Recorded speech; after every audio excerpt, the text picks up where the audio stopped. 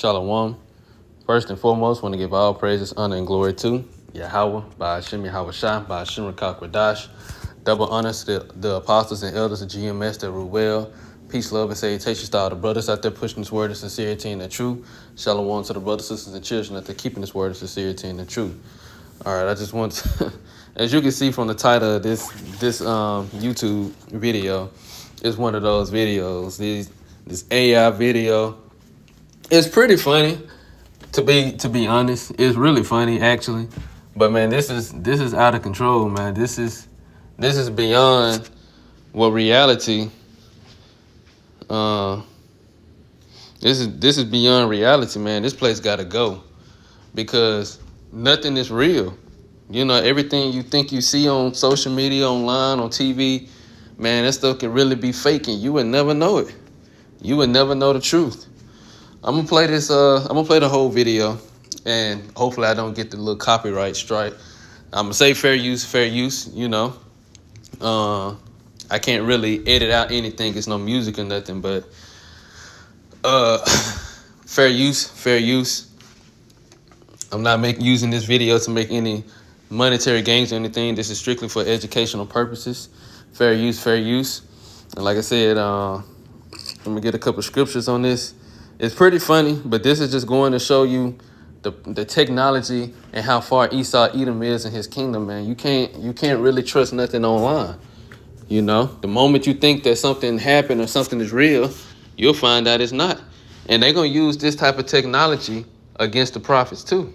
You know they're gonna use it against the men of the Lord, us teaching on the streets, highways, and hedges.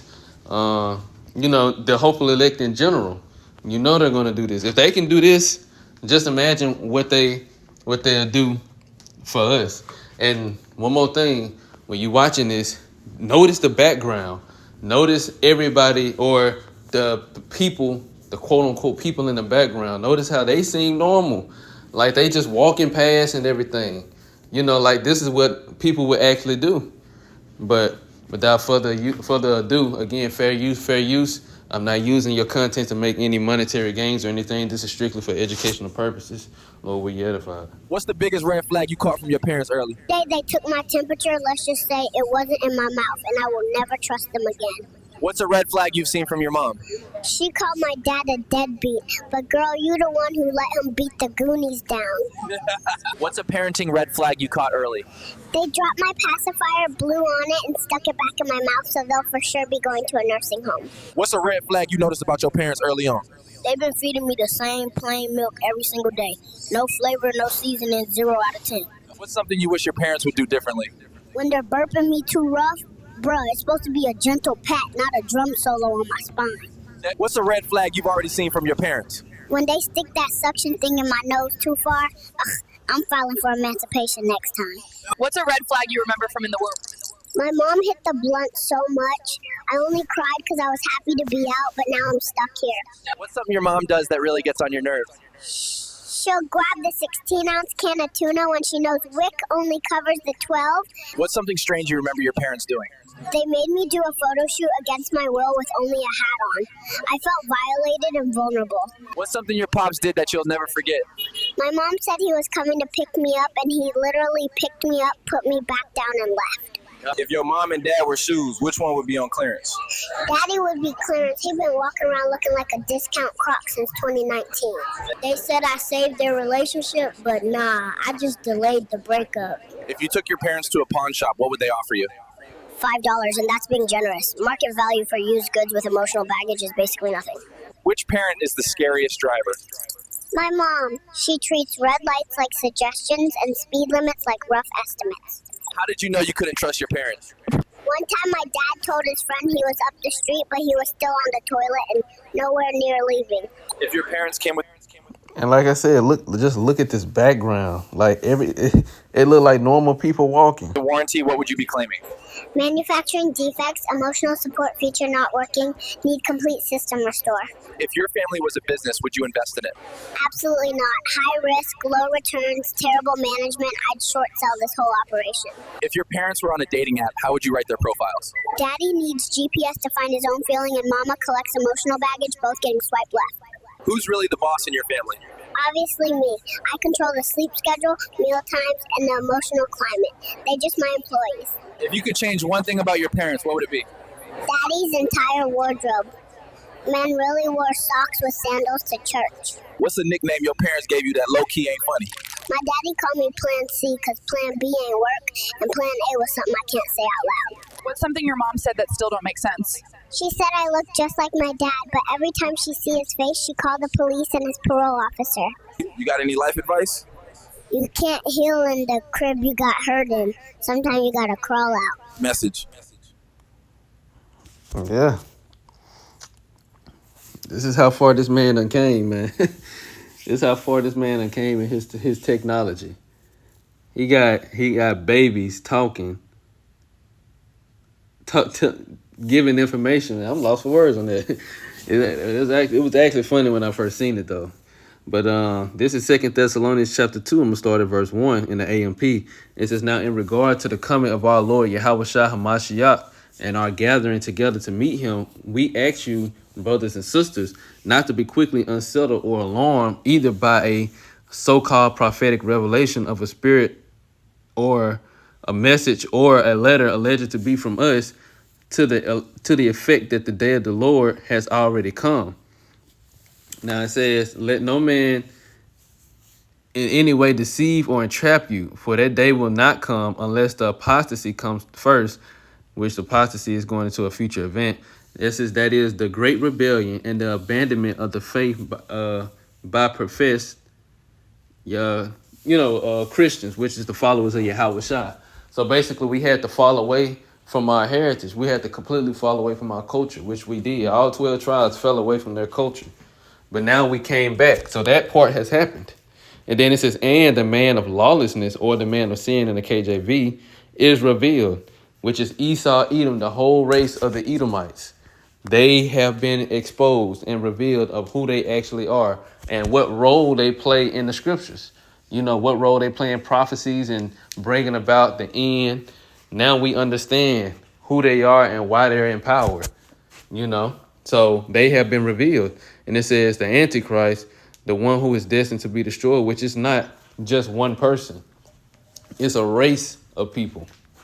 It says who opposes, and this is how you know how. It says who opposes and exalts himself so proudly and is so insolently above every so-called God or object or worship, so that he actually enters and takes his seat in the temple of the Most High, publicly proclaiming that he himself is God. Right. So it's not the so-called white man doing this. He got pictures of himself, of his people, Cesare Borgia, portraying him as a god. And then they claim that they running the affairs of the earth as if they was given as if the earth belongs to them.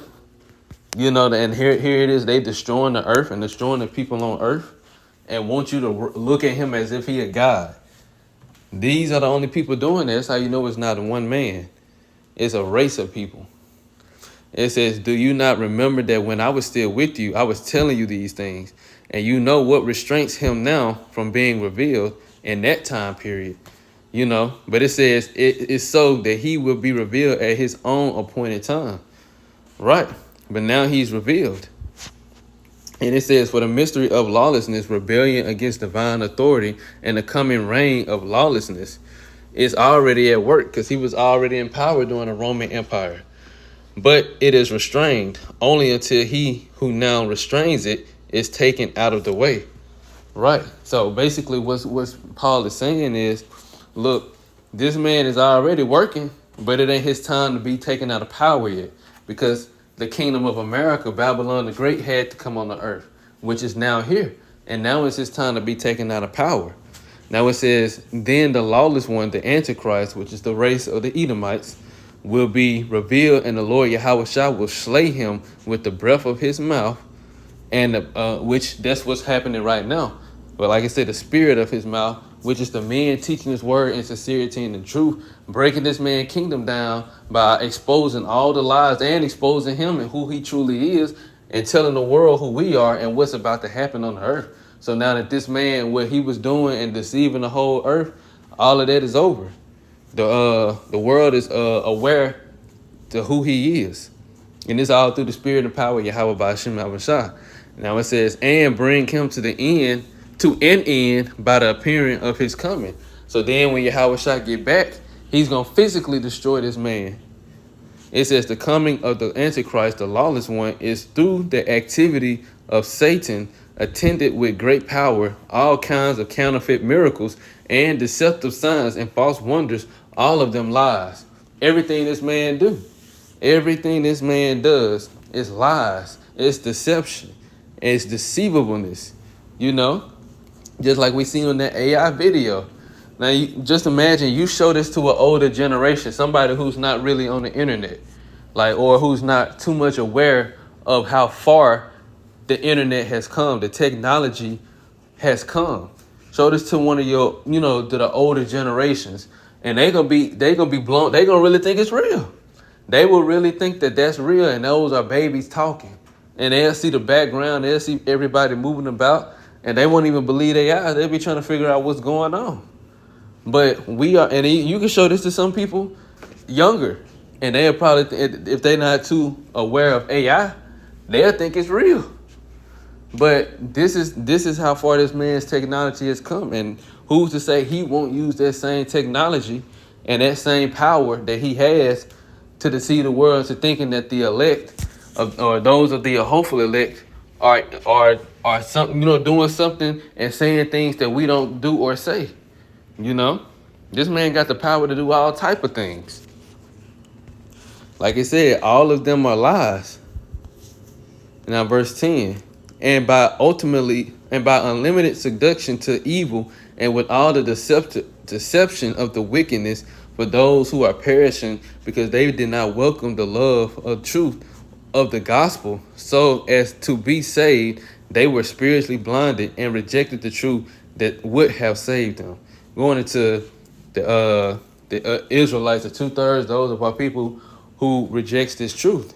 They're going to be taken by everything that this man, all the power of deceivableness that he has. They're going to be taken in some way, shape, form, or fashion, but not the elect, which is what this verse 11 say.